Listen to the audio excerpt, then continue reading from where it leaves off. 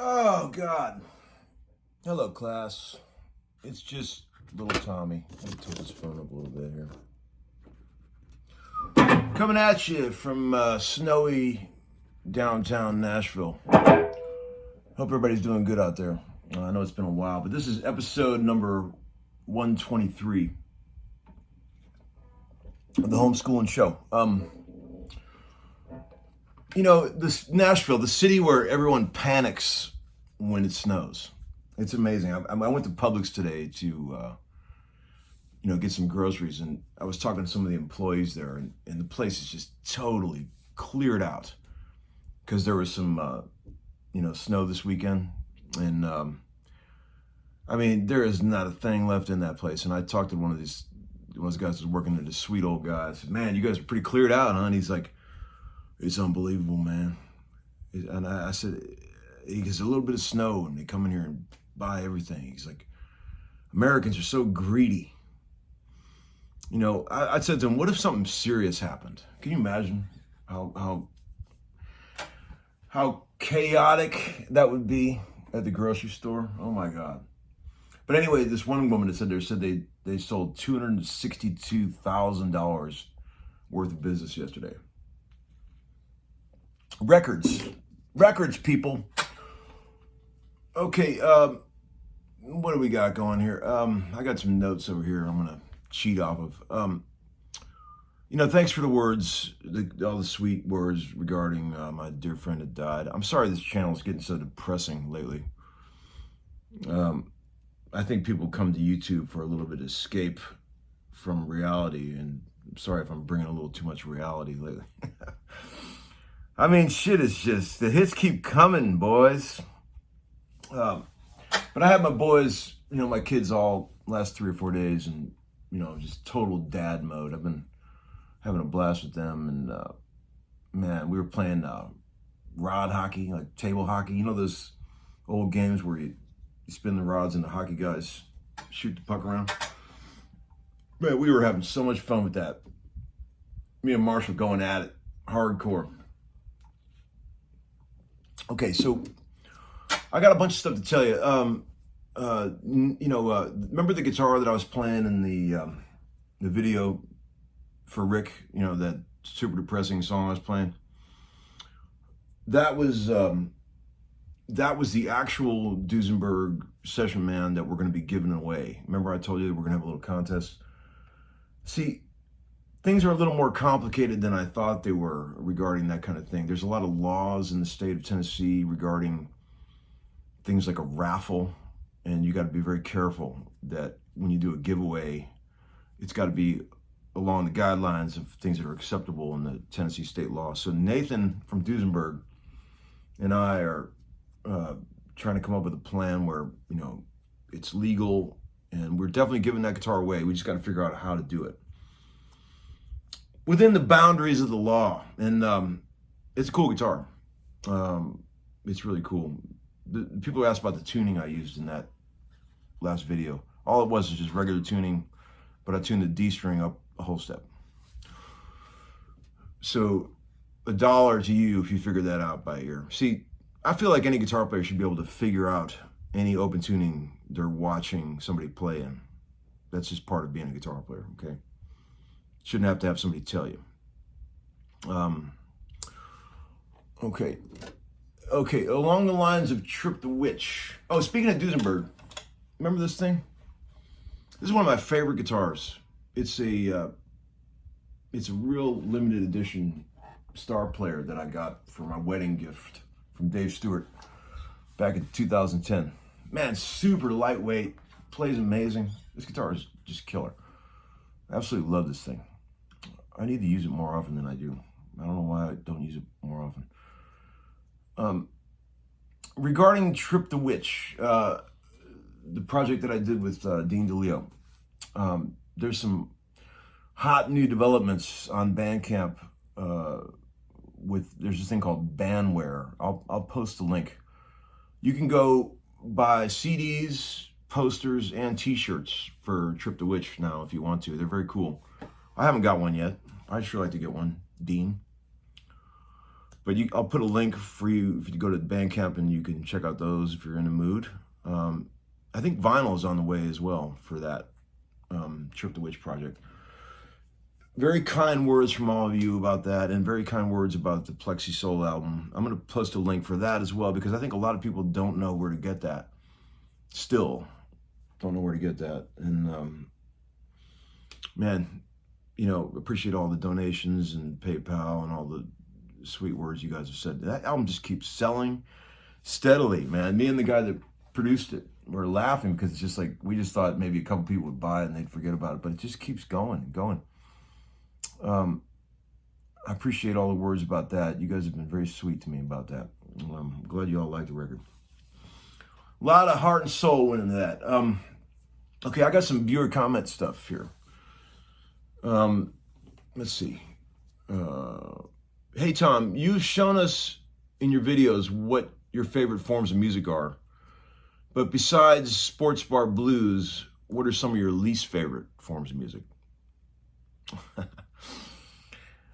Oh man, you know, can we be brutally honest here? I would say my least favorite form of all music is probably modern country music. I'm not saying I hate it all, because there are some artists that I actually can live with and that I enjoy their music. But most of it I find just absolutely dreadful. I love country music, but I'm talking about older stuff. You know, you guys all know I'm a big Hank fan, Willie and all that stuff, and Waylon. And even stuff into the 80s I like, you know, Patty Loveless and all that stuff. But man, country music took a turn for the worse somewhere along the line, and I'm not sure how it all happened. I was there for some of it. But Lord, I'm not a big fan of like modern Latino pop music that you hear in grocery stores and stuff. That stuff drives me up a wall. No offense to anyone. Sorry if I'm pissing anybody off there. But I'm cool with anything, man. You know, I'm just always looking for something that just lights my fire, you know. I'm listening to music all the time, trying to find stuff that I like. And I think when you get older, it just becomes harder and harder to find stuff that really, you know, just turns you on, you know what I mean? Another depressing aspect of this channel. But anyway, here's another one. Hey, Tom, what's the best guitar you've ever played? Yours or otherwise? Oh, man. Cool question. Okay. A couple pop into mind. First of all, Dan Auerbach's 60 Tele Custom. definitely one of the top 3 best guitars I ever played.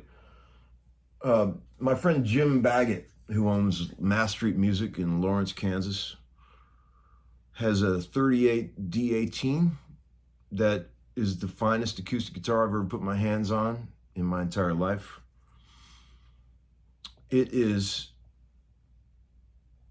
got piles of those things. He collects late 30s Martins, and this one particular D18 that he has is just not of this earth.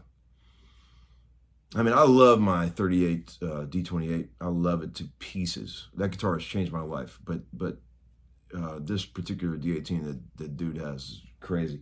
And just the other day, I played a guitar that totally fucking blew my mind. You know Elliot from Rumble Seat Music? Dear friend. I absolutely love Elliot. Bought a ton of guitars, sold him a ton of guitars over the years. We traded a lot. He's fun to deal with. Went over his house to deliver some gear that he bought, and I played his 59 Les Paul Custom that he's had for years, a black triple pickup. My God. You know, I don't normally go for those. I'm not a big fan of the triple pickup customs, you know, the Black Beauties. But this particular one that he has got is just crazy. Super lightweight. The bridge pickup on that thing is just unbelievable. And it plays so good. It's just a killer guitar, man. I told him, you know, I might kill you one day and try to steal this guitar from you. Oh man, when you play one of those guitars, it's just like, what the hell, man? Like, how could a guitar even be this good, you know?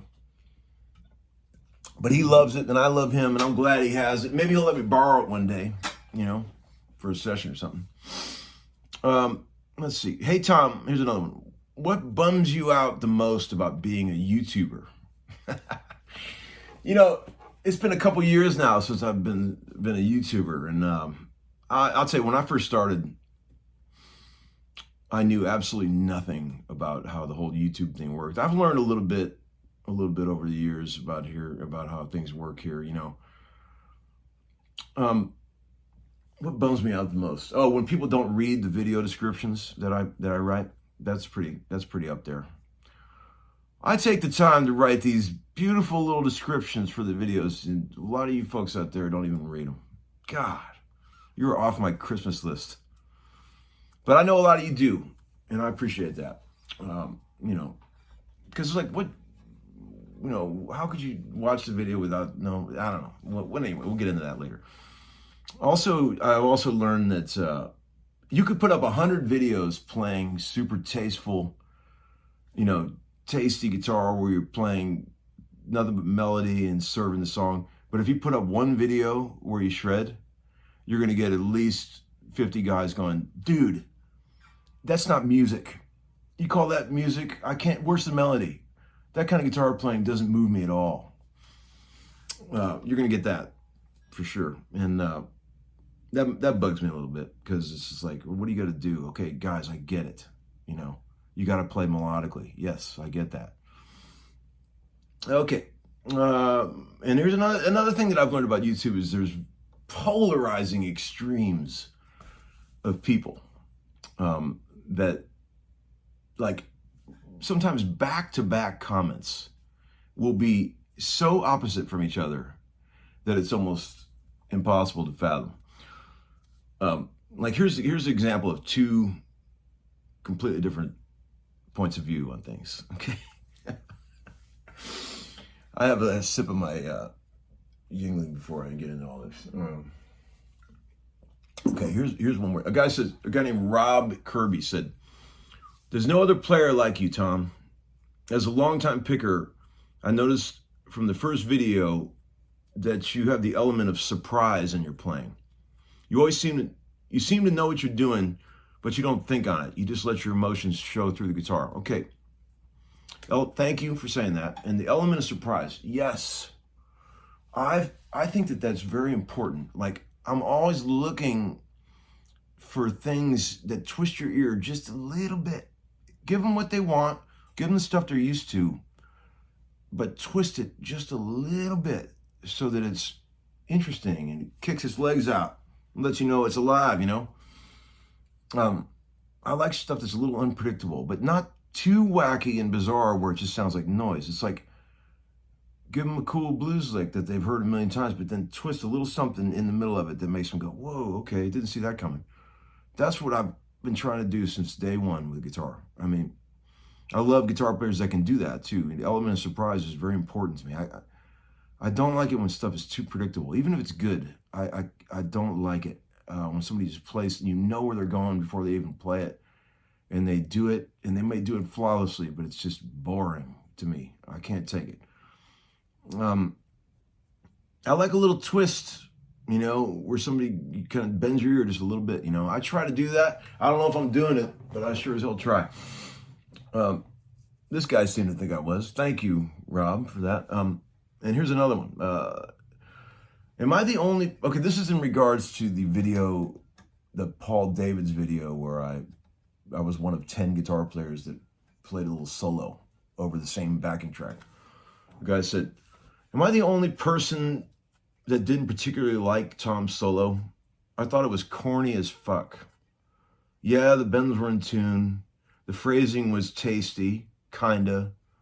Best tone in the whole video. But I find all the creaming over Tom a bit over the top. Yep. Corny as fuck. Yeah. So there's that. There's that kind of thing, you know. I can't remember this guy's name. Gilbert something. Fuck off, Gilbert. Okay. What else we got? This is getting pretty long. I don't want to bore you guys. Oh, man, you know, when someone that is a dear friend of yours moves on, it's a strange feeling, you know. It's one thing when somebody dies that you kind of don't know that well. But when somebody dies that you've spent a ton of time with, I mean, it's just the weirdest thing, right? I mean, I've had two really close friends that I spent a lot of time with die over the last, 5 years or so. And it's just, this is a crazy thing. You know, I know you guys out there have all been through it. You know, it's just, it's tough to take. And I'm just trying to get through it. I appreciate you guys, sharing all the sorry for your loss and all that. I appreciate it. It means a lot. I promise this channel will cheer up a little bit as time goes on. Unless some other horrible thing happens. What's a lick I could teach you? Oh, here's one.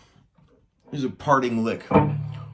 This is a slight alteration of a lick that a guy named Bob Smitty, my old friend from Cleveland, showed me. Okay, so let's say you're playing G.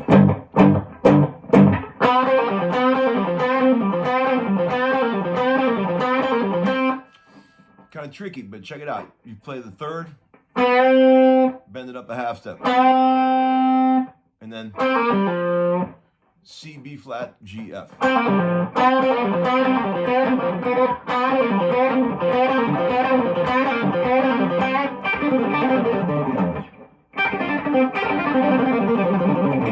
Okay, there you go, guys. Lick of the day. Take care. I'll see y'all soon. Bye.